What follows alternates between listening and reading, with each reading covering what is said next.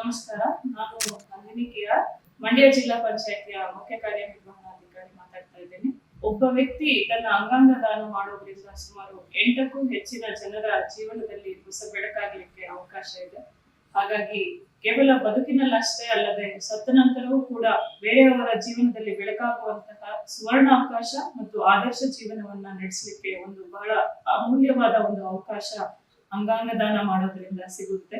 ಹಾಗಾಗಿ ಇದೇ ನಿಟ್ಟಿನಲ್ಲಿ ಸಾಮಾನ್ಯ ಜನರಲ್ಲಿ ಹಾಗೂ ಎಲ್ಲರ ವರ್ಗದಲ್ಲಿ ಅಂಗಾಂಗ ದಾನ ಕುರಿತಾಗಿ ಒಂದು ಜಾಗೃತಿಯನ್ನ ಮೂಡಿಸುವ ನಿಟ್ಟಿನಲ್ಲಿ ಆದಿಚುಂಚನಗಿರಿ ಆಸ್ಪತ್ರೆಯಲ್ಲಿ ಪರಮ ಪೂಜ್ಯ ನಿರ್ಮಲಾನಂದ ಸ್ವಾಮೀಜಿಯವರ ಸಾರಥ್ಯದಲ್ಲಿ ವಾಕ್ ಫಾರ್ ಲೈಫ್ ಅನ್ನುವಂತ ಒಂದು ಜಾಗೃತಿ ಅಭಿಯಾನ ನಡೀತಾ ಇದೆ.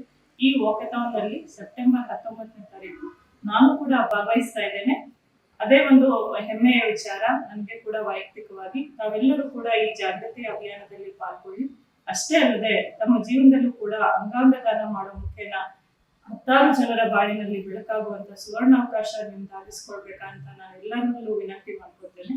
ತಮ್ಗೆಲ್ಲರಿಗೂ ಗೊತ್ತಿರೋ ಹಾಗೆ ಆದಿಚುಂಚನಗಿರಿ ಆಸ್ಪತ್ರೆ ಅಲ್ಲದೆ ಸಮೂಹ ಸಂಸ್ಥೆಗಳು ಪರಮ ಪೂಜ್ಯ ನಿರ್ಮಲಾನಂದ ಸ್ವಾಮೀಜಿಯವರ ನೇತೃತ್ವದಲ್ಲಿ ಉಚಿತ ಶಿಕ್ಷಣ ಕೊಡೋದು ಅಷ್ಟೇ ಅಲ್ಲದೆ ಆರೋಗ್ಯ ಅವಕಾಶಗಳನ್ನು ಕೂಡ, ಆರೋಗ್ಯ ಸೇವೆಯನ್ನು ಕೂಡ ಒದಗಿಸ್ತಾ ಇದ್ದಾರೆ.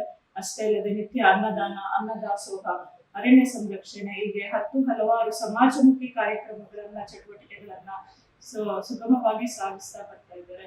ಹೀಗಾಗಿ ಅಂಗಾಂಗ ದಾನ ಕುರಿತಾಗಿರುವಂತಹ ಒಂದು ಜಾಗೃತಿ ಅಭಿಯಾನದಂತಹ ಸಮಾಜಮುಖಿ ಕಾರ್ಯಕ್ರಮದಲ್ಲಿ ತಾವು ಕೂಡ ಪಾಲ್ಗೊಂಡು ಅದನ್ನ ಯಶಸ್ವಿಗೊಳಿಸಿ ನಾನು ಕೂಡ ಭಾಗವಹಿಸ್ತಾ ಇದ್ದೇನೆ. ನಾವಷ್ಟೇ ಅಲ್ಲದೆ ನಮ್ಮ ಸುತ್ತಮುತ್ತಲಿದೆ ಎಲ್ಲರಿಗೂ ಕೂಡ ಅಂಗಾಂಗ ದಾನದ ಕುರಿತಾಗಿರುವಂತಹ ಒಂದು ಮಾಹಿತಿಯನ್ನ ಎಲ್ರಿಗೂ ತಿಳಿಸ್ಕೊಡೋಣ. ನಾವು ಅಂಗಾಂಗ ದಾನಕ್ಕೆ ಮುಂದಾಗೋಣ. ಇನ್ನಷ್ಟು ಜನಕ್ಕೆ ಕೂಡ ಅಂಗಾಂಗ ದಾನ ಮಾಡಲಿಕ್ಕೆ ನಾವು ಕೂಡ ಪ್ರೇರಣೆಯನ್ನು ಒದಗಿಸೋಣ.